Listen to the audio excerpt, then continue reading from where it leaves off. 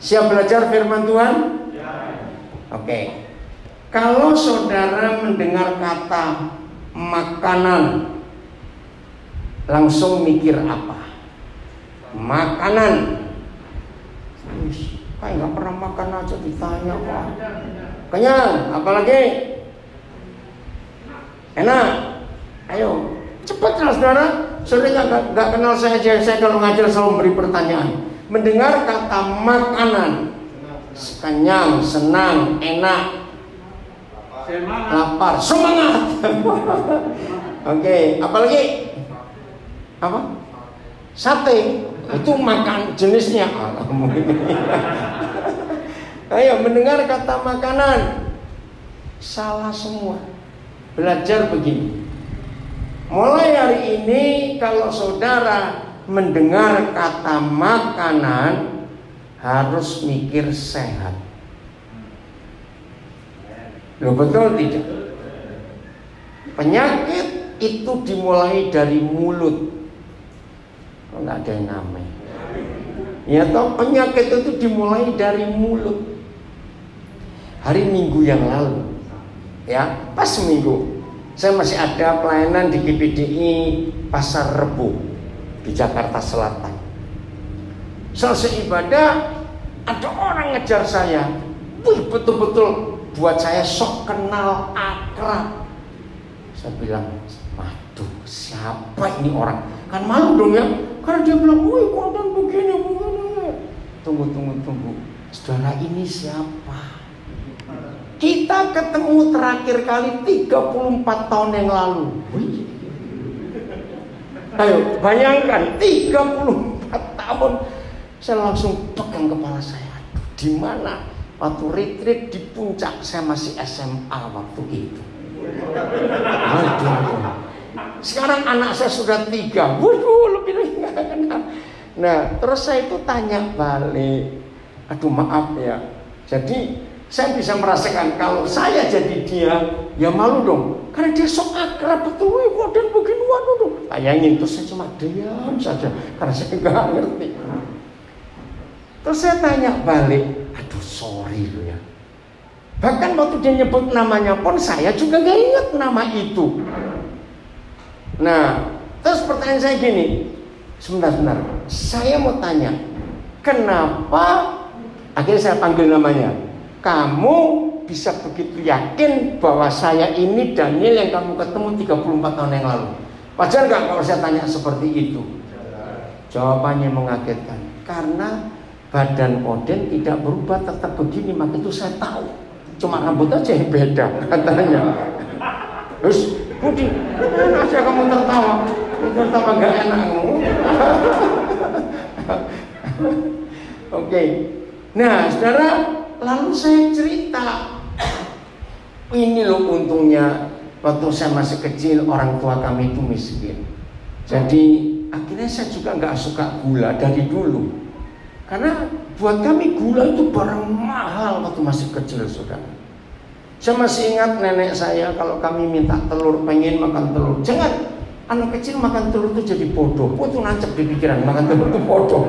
Jadi ya begitu akhirnya. Nah, akhirnya saya bilang, jadi untung dulu saya kecil miskin sehingga nggak pernah tahu makan yang enak. Makanan kesukaan saya itu cuma kelapa parut waktu itu, saudara. Namanya anak kecil ya.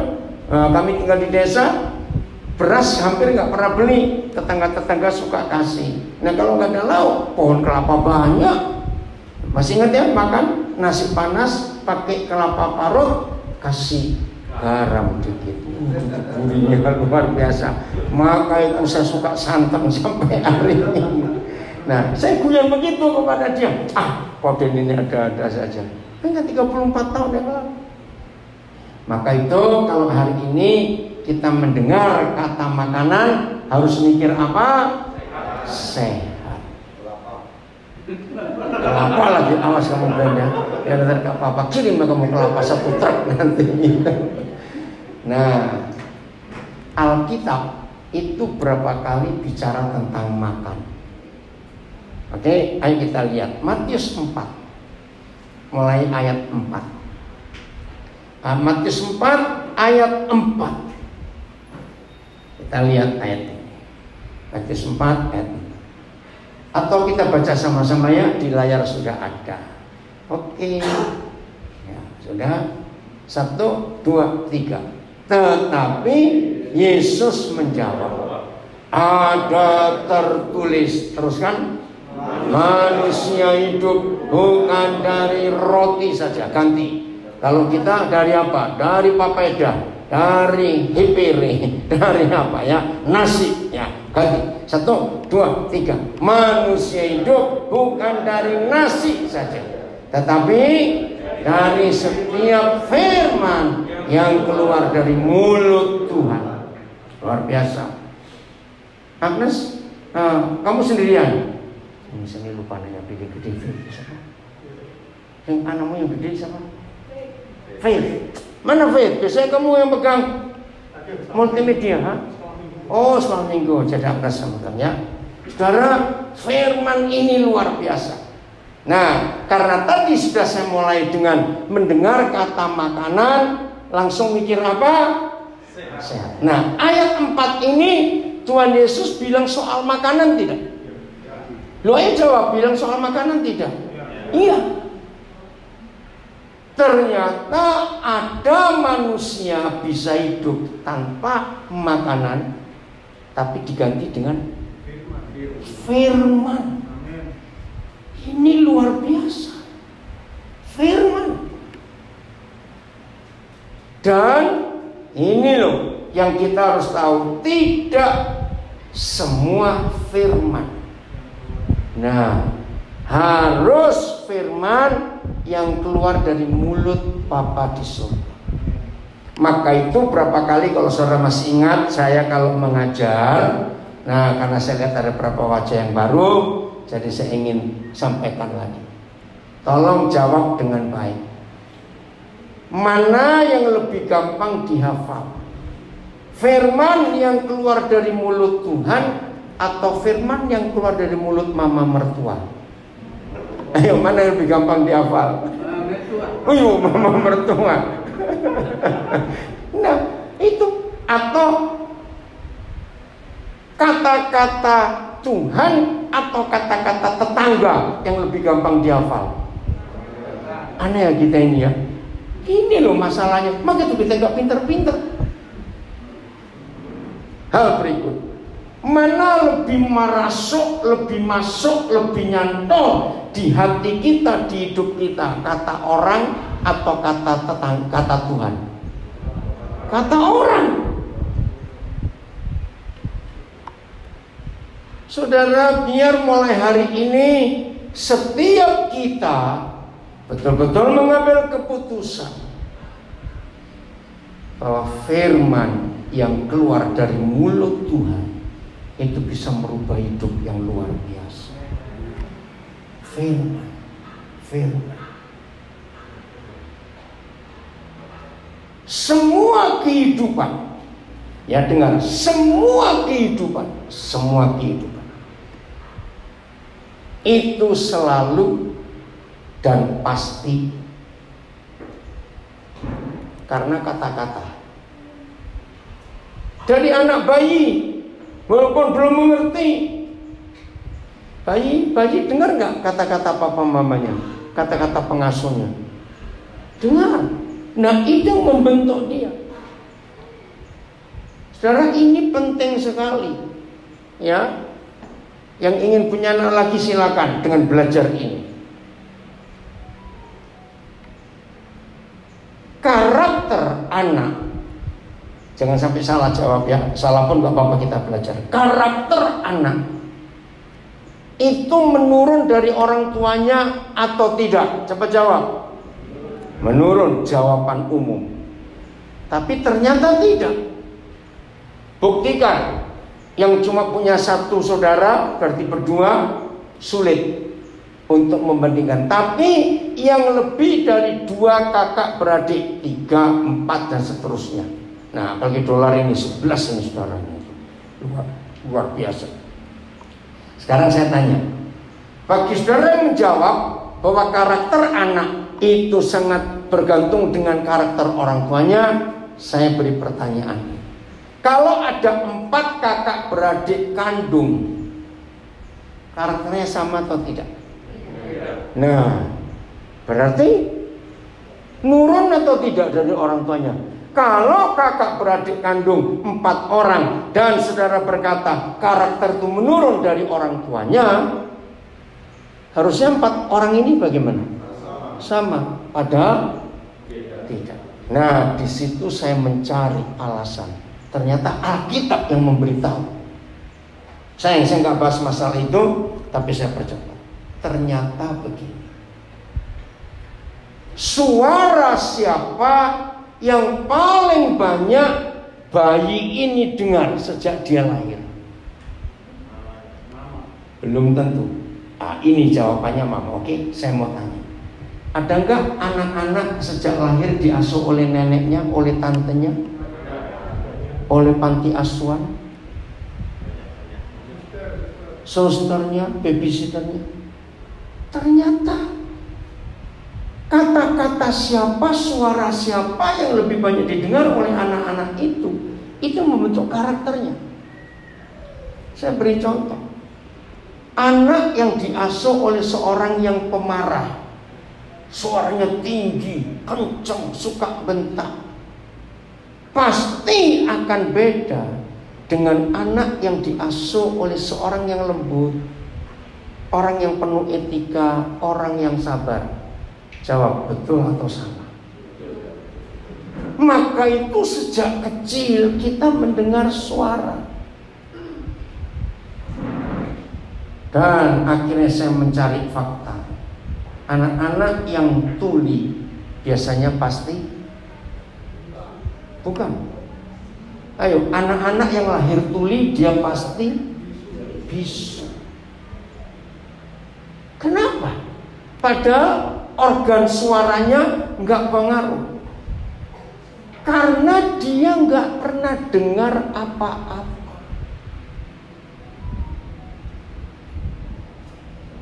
Anak yang bisu tuli itu karakternya aneh sekali, karena dunia buat dia cuma dia sendiri.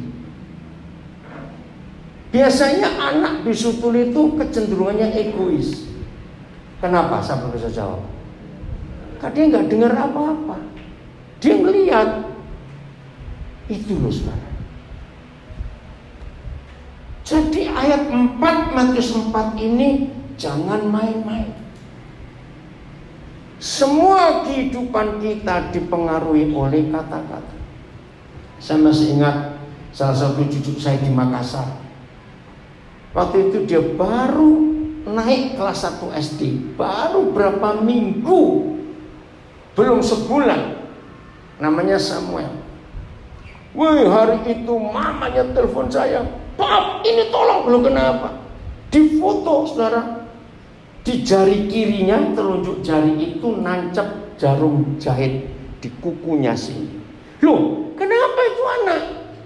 Nah, ternyata begini, hari itu di kelas 1 SD ada pelajaran tentang tetanus. Nah, rupanya gurunya nggak jelas atau anak ini terlalu cerdas.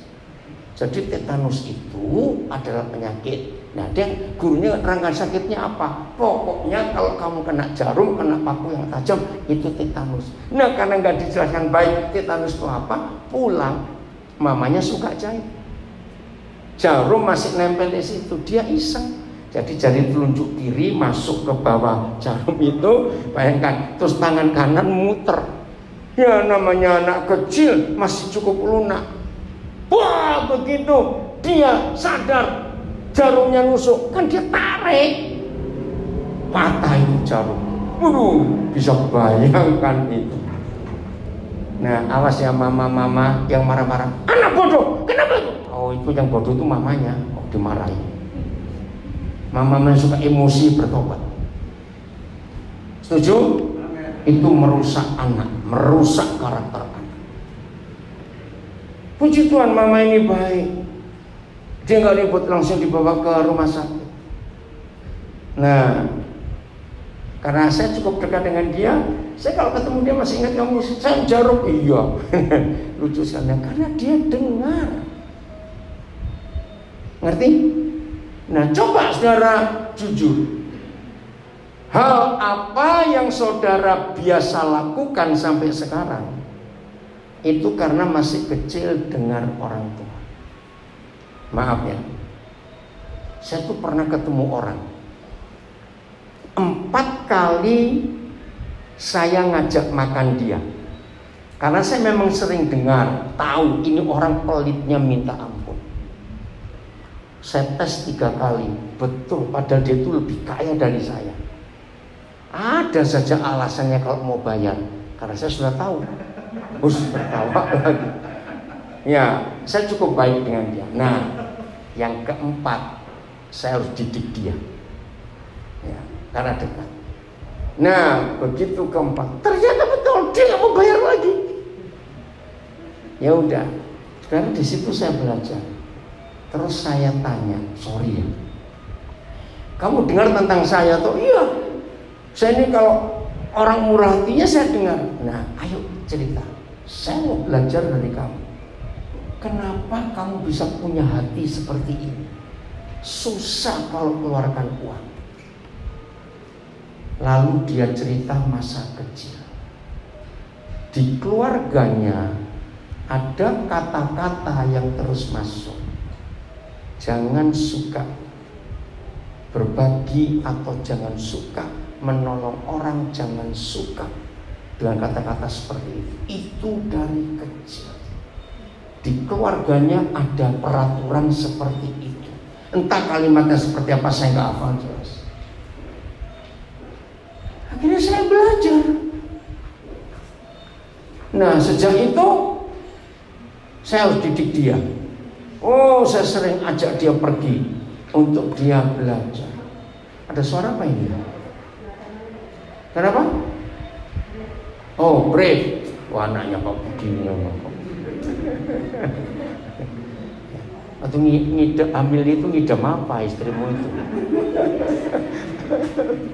Oke ya. Nah, inilah bukti. Apa yang kita dengar sejak kecil, suara-suara kata-kata itu mempengaruhi, ya atau tidak? Maka itu saudara, berbahagialah setiap kita. Ya, Iskia, kamu sudah berapa kali itu diajar papamu untuk dengar firman? Ya, suka mindahin khotbahnya opa. Ya, harus belajar itu. Saudara, berbahagialah setiap kita orang tua kalau bisa meyakinkan anak-anak kita bahwa firman. Maka anak-anak kita akan hebat nanti di hari tua. Firman. Ayo baca lagi. Ini ayat luar biasa. Ya, Matius 4 ayat 4. 1, 2, 3. Tetapi Yesus menjawab, ada tertulis, manusia hidup bukan dari nasi saja, tetapi dari setiap firman yang keluar dari mulut Tuhan. Maka itu, maafkan saya untuk rekan-rekan pendeta, rekan-rekan pengkhotbah, saya harus bicara. Walaupun kita ini hamba Tuhan, dan kalau kita khotbah nggak akan pakai buku lain, tetap Alkitab. Selalu ngecek apakah yang kita keluarkan dari mulut kita adalah sesuai dengan apa yang keluar dari mulut Tuhan. Harus kita cek. Kenapa bisa salah? Lihat contoh 1 Korintus 9 ayat 27. 1 Korintus 9 ayat 27. Kita lihat. Baca sama-sama ya. 1 Korintus 9 ayat 27. 1, 2, 3. Tetapi aku melatih tubuhku dan menguasainya seluruhnya, supaya sesudah aku memberitakan Injil kepada orang lain, jangan aku sendiri ditolak. Nah, ini yang berbahaya. buat kami para hamba Tuhan, kami hamba Tuhan tidak boleh hanya asal khotbah, tetapi tidak melakukan yang kita ajarkan.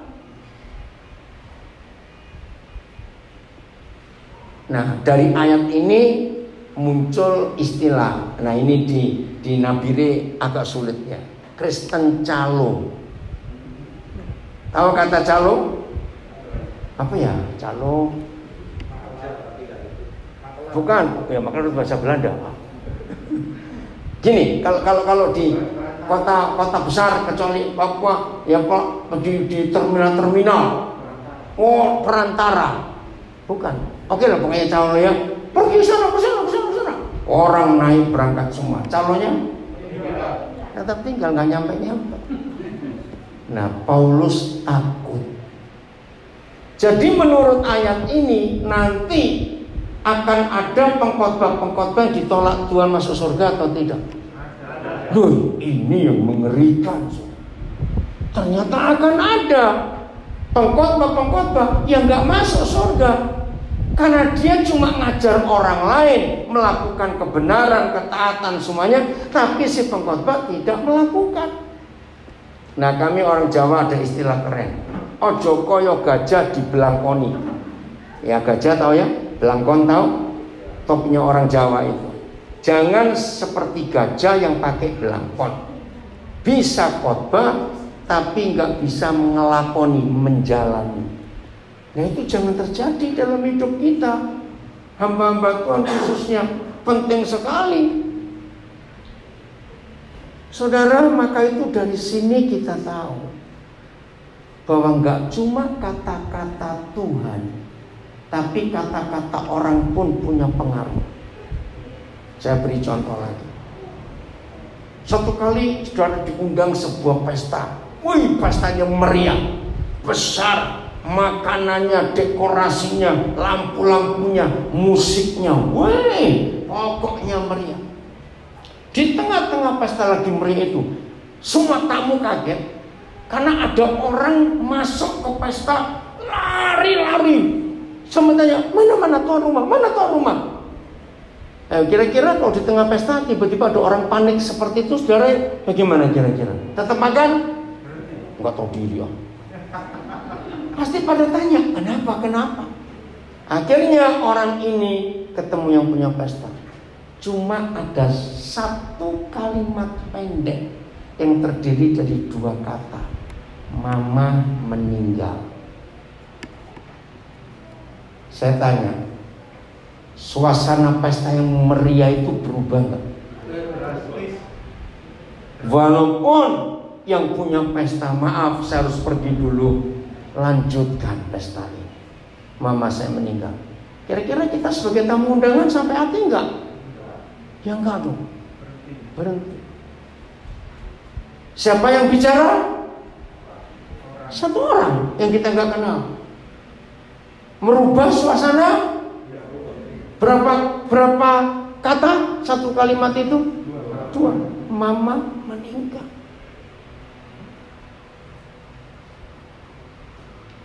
Jadi mulai hari ini belajarlah untuk menghargai firman Tuhan. Stella, Om cerita lagi soal kamu ya. Stella ini orang Jakarta, papanya waktu masih kuliah di Sydney itu saya bimbing. Nah, akhirnya anaknya lulus dari satu perguruan tinggi di London, di Inggris, manajemen penerbangan. Jadi yang itu biaya penerbangan, penumpang itu berapa, itu ilmu. Nah, papanya heran. Dia nggak mau kerja di sekuler untuk cari duit. Dia mau menjadi berkat dengan ilmu. Nah, papanya tahu yang ada pesawat misi di Indonesia mungkin tinggal Papua, Kalimantan sih ada tapi sedikit. Nah, papanya telepon saya. Datanglah Stella. Dia sudah diterima di MAF. Tapi tahun depan dia baru masuk. Nah, sambil nunggu dia gabung. Dalam Kamis, Jumat, Sabtu, Minggu, hari keempat. Kemarin siang kami ada waktu cukup panjang. Dia banyak tanya. Dia suka belajar itu. Dia nulis terus kalau dengar khotbah. Seperti dolar suka nulis. Nah, satu pertanyaan buat saya kaget. Stella ini orang yang belak-belakan. Ingat Stella pertanyaan tadi malam? Ya, Om saya tanya Om ya, tapi jangan marah. Om, kenapa botak? Itu hanya di running malam. Sama siapa ya? Bukan sama Pak Edo. Pak Edonya tertawa di mobil itu. Nah, jadi orangnya terbuka itu. Kemarin siang dia tanya gini, Om saya boleh tanya Om, apa? Saya ini melihat otaknya Om ini aneh. Dia otak-otakan saya. Tapi saya senang dia tulus, dia terbuka gitu. Sebentar. Dalam hal apa kamu melihat otaknya Om ini aneh?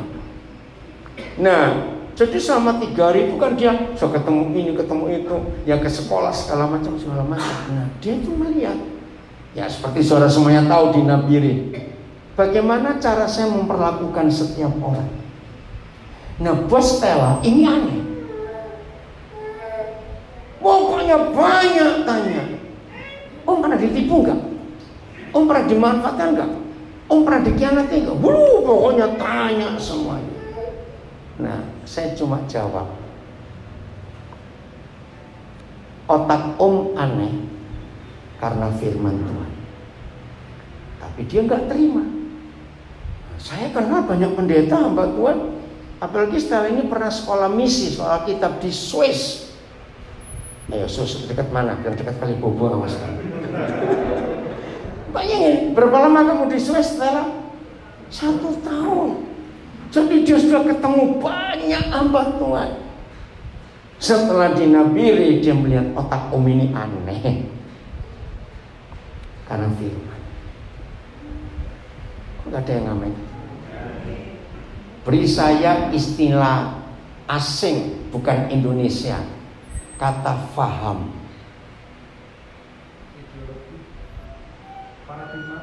Bukan, cuma 3 huruf. Ism. Isme. Pernah dengar kata ISM? Pemahaman. Baru jadi ideologi. 3 hari ini saya ngikuti betul Pak Jokowi ini hebat tuh sekarang.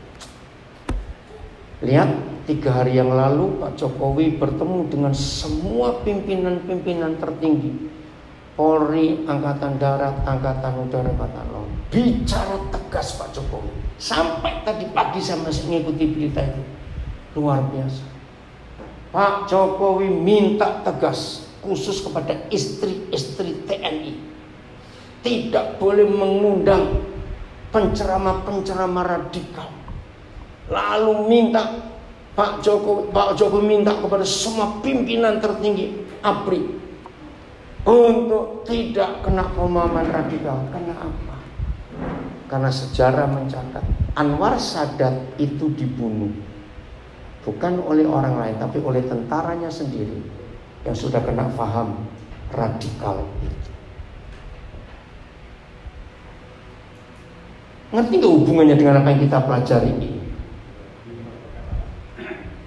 Maka itu sampai peristiwa Pak Wiranto ditusuk tahun 2020 yang lalu, masih ingat? Ya toh? Ternyata ada istri Dandim di Kendari berani nulis komen di sosial medianya menyalahkan Pak Wiranto, memuji si penusuk istri Dandim. Langsung dipecat. Lalu pimpinan tertinggi berkata, kalau kamu gak bisa didik istrimu. Wih. Nah, itulah faham-faham yang salah. Karena mendengar. Stella, terima kasih pertanyaanmu itu. Karena seumur-umurmu hidup baru kali ini ada orang tanya, Om otaknya kok aneh. Nah, saya bersyukur. Nah, pertanyaannya, otak saudara sudah aneh belum?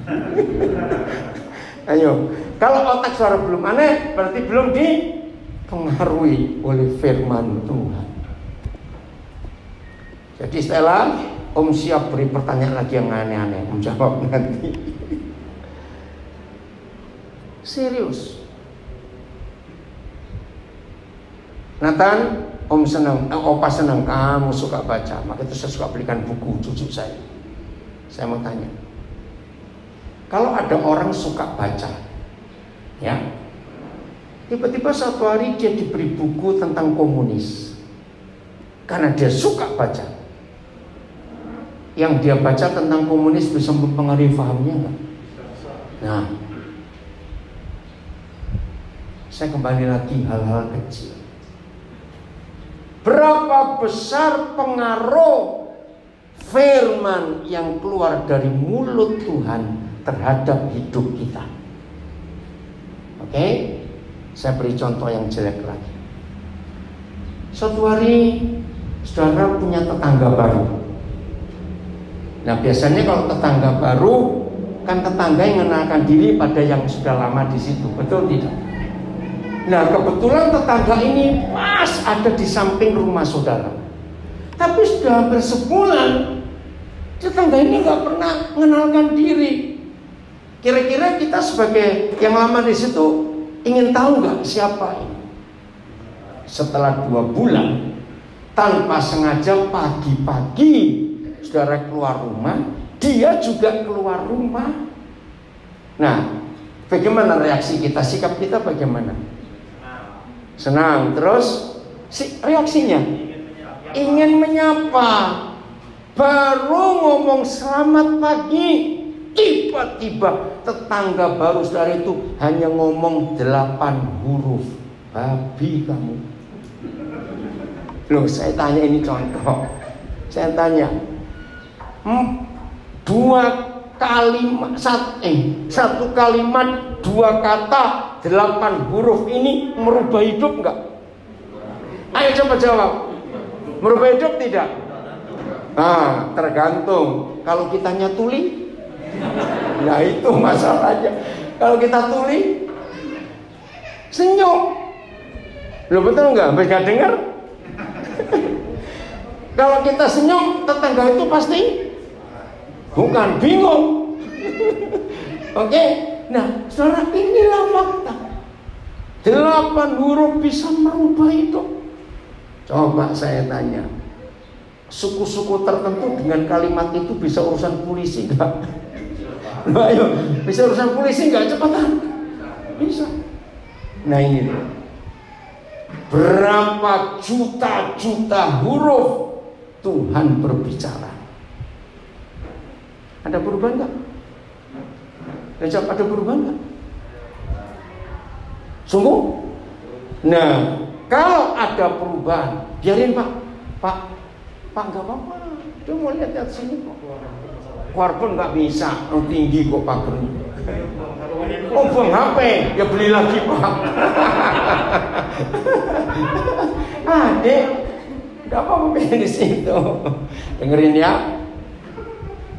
Ini luar biasa. 8 huruf bisa merubah orang. Ya atau tidak? Maka itu ayo kita tanya. Kalau saudara berani berkata, oh aku berubah karena kata-kata Tuhan yang berapa juta huruf itu, saya mau meyakinkan, siapa yang bisa menilai bahwa kita sudah berubah? Nah, jadi bukan diri kita sendiri. Maka itu setelah Om bersyukur kamu tanya otak Om aneh, berarti kamu melihat sesuatu. Maka itu biarkan orang-orang berkomentar tentang hidup kita. Katakan amin. Apa komentarnya? Di situ kita harus mulai melihat apa yang perlu aku benahi, apa yang perlu aku berubah. Betul gitu. Harus. Contoh lain, saya pernah beri contoh ini. Bagi yang belum pernah dengar, baik-baik dengar. Kalau suatu hari saudara lagi berdiri di suatu tempat dan saudara tunggu angkot lewat, tunggu taksi, tunggu jemputan, tunggu seseorang, tiba-tiba ada orang lewat di depan saudara nggak kenal, ngomong, anjing kok. Berubah nggak? Ayo, marah nggak? Wajar secara umum. Ayo jawab. Salah kalau marah. Kenapa? Karena saudara bukan anjing. Iya. Jadi kalau ada orang berkata anjing, kamu tanya, anjingnya yang mana? Gitu dong. Enggak amin sih. Betul? Ayo buktikan. Anjing, beneran anjing aja diomongin gitu, anjingnya reaksinya apa? Iya. Loh, apa reaksi anjingnya? Cepat. Bukan bingung, nggak ngerti. Nah, si anjing asli aja nggak tersinggung, kenapa bukan anjing tersinggung? Betul? Berarti banyak orang bodoh kok merasa. Bukan anjing kok tersinggungnya sudah. Nah, itu loh kata. Betapa indahnya. Lepasin aja nggak apa-apa, anak itu jangan dipegangin. Lepasin nggak apa-apa ibu. Dia mau main. Dulu kita juga begitu, cuma lupa. Nggak apa-apa sudah, nggak apa-apa, biar asal nggak keluar lagi ya. Saudara, ini hal serius. Kita hidup gak cuma dari nasi saja, ingat itu. Tapi dari setiap firman yang keluar dari mulutnya. Pernah di satu hari di satu kelas saya masih sekolah. Tiba-tiba salah seorang guru itu berkata, kita ini orang kuat semuanya. Ayo, siapa bisa ngangkat paling tidak berapa kilo? Weh, rata-rata karena kami masih anak sekolahan, ya paling 10 kilo. Saya mau buktikan, kita bisa ngangkat sampai 1 ton. Nggak mungkin. Cara dia peragakan. Contoh ini ya. Kalau saya sebagai pemimpin di depan, saya berkata, saudara silakan berdiri. Saudara berdiri tidak tadi seperti Pak Pur. Berdiri enggak? Nah, sekarang berat badan kilokan, mulai dari Billy yang paling besar. Berapa kilo kamu, Bill? Kamu berapa kilo? Cuma tanya. 100 pas. Murah kan? Ya, dari Billy 100 terus. Jadi di ruangan ini ada 2 ton lebih ya. Pak Gembala berapa kilo Pak Gembala? Gak usah jawab. Jadi mulut kita bisa ngangkat. Lo bisa ngangkat tidak? Bisa. Natanya di rumah nanti coba kamu angkat ya, papa mama. Dengan mulut kita. Maka itu semua dijadikan karena firman. Kita baca ayat ini. Yohanes 1 ayat 3. Maka itu saudara hidup, firman itu saudara hidup. Ya, maaf bagi saudara yang sering tanya tentang cara hidup saya, pola hidup saya, kok bisa begini? Ya karena firman, bukan karena apa-apa. Kalimat pertama, Yohanes 1 ayat 3. 1, 2, 3. Stop. Segala sesuatu itu berapa? Semua, bukan banyak. Semua. Ini luar biasa. Berapa hari yang lalu di salah satu grup saya, WA grup, ada satu yang saya bilang, tiba-tiba dia nulis gini, pagi-pagi itu saya buka, siapa orang kaya sekalipun yang bisa buat seekor semut? Ayo, kan saudara iseng nggak orang ini? Loh, betul? Saya telepon dia, maksudmu apa? Si Sultan itu nggak ada orang bisa buat seekor semut. Terus kamu mikir apa? Nah, terus dia cerita tadi pagi waktu saya bangun, saya tuh merenungi nasib saya. Aduh Tuhan, bagaimana ini? Tiba-tiba masuk ide, ngapain aku pusing-pusing? Semut aja nggak pusing. Oh ya sudah kalau begitu. Betul nggak? Jadi nggak ada orang bisa buat seekor semut. Bisa buat? Loh, saya tanya, semut-semutan aja bisa buat? Tahu kata semut-semutan? Loh, gak bisa juga lo kecil bagaimana? Kok buat gajah-gajahan bisa karena gede? Saudara, pertanyaan itu saya bersyukuri ya, siapa sih bisa buat semut? Maka itu apa yang kita khawatirkan akan hidup ini? Lanjut. 1, 2, 3. Segala sesuatu dijadikan oleh Dia. Siapa Dia di sini? Firman. Karena ayat 1 berkata, coba lihat ayat 1. Agnes, ayat 1-nya. Ya, Yohanes 1 ayat 1. Pada mulanya adalah firman. Berarti untuk memulai apa-apa harus firman. Ya, Stella karena kamu orang baru, Stella lihat, ya dia kagum. Lihat asrama-asrama kita, asrama guru, lihat semua tempat-tempat usaha. Stella, kami berdua masuk Anabiri itu 18 Agustus 93. Nggak bawa uang, nggak bawa apa-apa. Sekarang bisa seperti ini. Semua karena firman, bukan karena uang. Saya dengar firman, beli, ya. Lihat lokasi Menara Yerusalem. Ya, itu Pak Hans Senduk almarhum yang memberitahu saya, Koden, ada tanah murah itu. Orang lagi butuh duit. Waktu itu Karangmulyas itu masih daerah transmigrasi. Nggak punya uang. Tapi saya dengar Tuhan beli. Ya udah, saya cuma iya. Tuhan mengadakan semuanya. Dan semua menjadi saksi. Maka itu yang hidupnya ya rasa berat, rasa apa, hari ini ambil putusan. Pada mulanya adalah firman. Bukan modal uang, bukan ini, firman. Jadi ayat 3 Agnes, segala sesuatu dijadikan oleh Dia. Dianya huruf besar memang Tuhan Yesus, tapi Dia itu adalah firman. Dan terus tanpa kata-kata yang keluar dari mulut Tuhan, tanpa itu aja tidak ada suatu pun yang telah jadi dari segala yang telah dijadikan. Tidak ada. Sedikit cerita soal dolar. Namanya keren ya, dolar Nabi Tupulu, tempailan dolar Nabi Tupulu. Senin jam 12:09 waktu Nabire. Ya, berarti dolar di Medan waktu itu. Berarti jam 10:09. Ada WA masuk ke HP saya.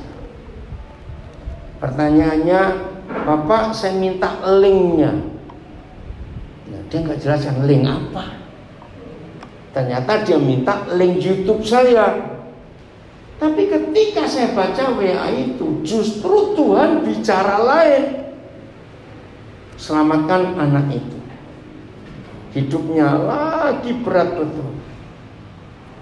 Nggak punya bapak. Nah, saya kan nggak kenal. Waktu itu dia belum sebut namanya. Terus saya WA dulu. Maaf, saudara siapa, di mana, namanya siapa, link apa? Nah, ditulisnya tempailan dolar Nabi Tupulu. Lalu saya tanya, panggilanmu siapa? Kamu kenapa pakai emoticon dolar terus gambar orang tertawa? Ingat ya? Nah, langsung saya sampaikan firman yang saya dengar. Maaf ya kalau Bapak salah. Kamu begini begitu, kaget dia. Terus dia bilang, Pak, boleh nggak saya telepon? Karena begitu kalian memang hidupnya penuh dengan kepahitan dari ayahnya sendiri. Tapi yang daerah nggak ada orang yang pernah tahu itu, kecuali keluarga dekatnya. Apalagi saya nggak pernah kenal. Nah itu karena firman, karena firman. Saya ketemu Ricky itu di daerah Pluit, Jakarta. Saya nggak tahu siapa dia. Waktu itu kamu kok bisa ke rumah Isman tuh ngapain? Oh, oke. Endra Luis dari situ. Nah, tiba-tiba waktu dia ada di tempat rumah anak saya di Pluit. Nah, terus Roh Kudus bilang sesuatu. Puji Tuhan dia bisa di sini sudah sebulan lebih dikit. Maka itu sekarang Kalau mulai hari ini dalam hidup kita, sebagai kalimat lain, bisa nggak hidup saudara dikendalikan mulut orang? Jawab yang belakang. Bisa nggak hidup kita dikendalikan, diatur oleh mulutnya orang? Yang belakang jawab, bisa tidak? Bisa. Nah, seharusnya hari ini kita mengambil keputusan. Sangat bisa nggak mulut Tuhan mengendalikan hidup kita? Sangat bisa. Dan berbahagialah kita kalau semua yang keluar dari mulut Tuhan itu yang mengendalikan hidup kita, yang menjadi motor, menjadi rel, menjadi jalan di hidup kita. Firman. Maka itu kalau Tuhan berkata ampuni, jangan bilang balas. Setuju? Kalau Tuhan bilang berkati, jangan tahan-tahan. Semua. Bagi berapa yang seorang kenal saya, kemarin saya juga mikir gitu. Kenapa bisa begini? Ini saya. Ada orang ngajak saya bicara tentang apa saja, itu langsung Roh Kudus bisa tunjukkan ayatnya di mana, ayatnya di mana. Saya nggak pernah menghafalkan ayat. Lalu saya tanya, kok bisa Om? Saya bilang, karena Om menghidupi, bukan menghafalkan. Itu otomatis. Contoh, kalau saudara punya pasta gigi, bagaimana cara mengeluarkan pasta giginya? Dipencet. Nah, nggak mungkin pasta gigi saudara pencet keluar kopi. Ngerti nggak maksudnya? Apa yang dipencet, yang keluar isinya. Nah, karena hidup saya ini terisi dengan firman, mau dipencet dari mana saja, yang keluar pasti firman. Tapi orang yang hatinya jahat, begitu kepencet, buta kamu ya. Nah itu dia. Maaf. Ya karena itu isinya, nggak bisa bohong. Betul? Jujur, saudara, jujur. Apa yang terisi di hidup kita? Maka itu sekali lagi, terpujilah Tuhan kalau semua yang keluar dari mulut Tuhan itu mempengaruhi hidup kita. Bukan karena kata orang, bukan. Hidup itu indah, saudara, benar, saudara. Jadikan firman ini jalan hidup, jadikan firman ini makanan, jadikan firman ini segala-galanya, jadikan. Maka kita akan menikmati hidup yang luar biasa. Percaya kan hal itu? Oke, saya stop dulu sebentar akhir. Siapa mau menambah sesuatu dengan menceritakan pengalamannya dengan firman? Ayo, siapa aja boleh, cepat. Siapa? Ayo, cepetan. Habis ini saya mau baptisan sebabnya. Ada satu orang yang bukan Kristen minta dibaptis hari ini. Suatu umur 80, hampir 80. Puji Tuhan dia masih punya kesempatan. Maka itu awal tadi saya tanya, makanan, betul? Nah, dalam bahasa Inggris ada istilah, itu istilah kedokteran. You are what you eat. Saudara dan saya adalah apa yang kita makan. Kalau firman makanan kita, hidup ini saya. Percaya firman itu obat? Ayo, bagian terakhir. Mazmur 107 ayat 21. Mudah-mudahan nggak salah. Firman itu obat. Betul. Oh, 22 berarti, atau 23 coba. 107. Oh, ayat berapa ya? Disampaikan firman yang disumbukannya mereka. Ayat 17 kan, Tuhan. Tolong yang Alkitab. Ini, bukan, sebelumnya disampaikannya firman-Nya. Maaf Agnes, ayat berapa? Oh, 20. Maaf, ayat 20. Ayo baca sama-sama. 1, 2, 3. Disampaikannya apanya? Firman-Nya, dan disembuhkannya mereka, diluputkannya mereka dari liang kubur. Berarti kalau disampaikan firman orangnya sembuh, berarti firman itu obat. Serius. Makan obat itu, makan obat itu. pasti sehat. Tuhan melindungi, Tuhan menolong. Oke? Hidup ini pasti kotor nggak? Karena udara, karena apa? Ayo, saudara pernah cuci baju, nganggur, maka 2 baju pakai 1 kilo rinso, ya terserah itu uang-uang saudara. Misalnya, bersih nggak bajunya? Enggak, robek, rusak itu. Oke, saudara pakai baju bersih. Begitu saudara selesai mandi dan baju nempel, langsung kotor.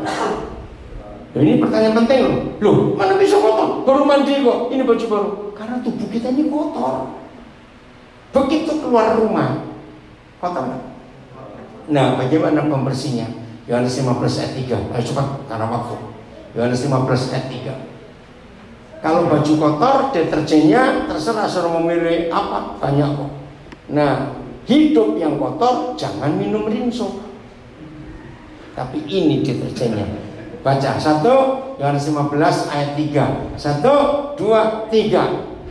Kamu memang, oke ganti aku ganti aku ya. 1, 2, 3. Aku memang sudah bersih karena firman yang telah kau katakan kepadaku.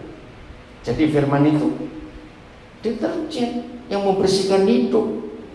Ya, maka tuh jangan suka makan kata orang. Makan aja yang enak papeda. Ingetin ya lu, Stella harus makan, belajar papeda itu. Makan khas Papua Stella. Oke. Dewi sudah makan papeda belum? Oh sudah. Siapa yang buat mamanya? Kalau dia yang buat gak enak karena dia bukan orang Papua. Hei, tertawanya gak enak sekali. Oke ya. Makanan. Nah, jadi firman itu makanan. Firman itu obat.